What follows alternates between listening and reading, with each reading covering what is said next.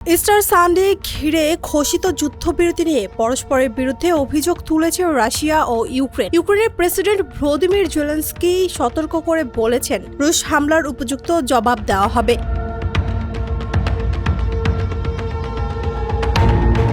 অন্যদিকে রুশ president Vladimir Putin ঘোষণা দিয়েছেন, সোমবার থেকে আবারও পূর্ণ মাত্রায় অভিযান শুরু হবে। কিয়েভের অভিযোগ, ৩২ ঘণ্টার যুদ্ধবিরতির মাঝেই রাশিয়া ড্রোন হামলা ও গোলাবর্ষণ চালিয়ে ২,২৯৯ বার তা ভঙ্গ করেছে।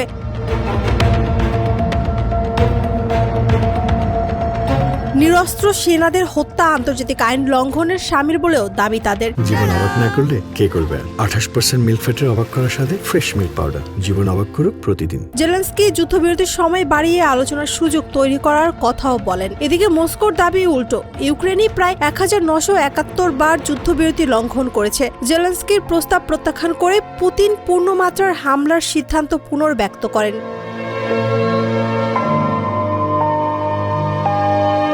Shampa Akter, desk report, face the people.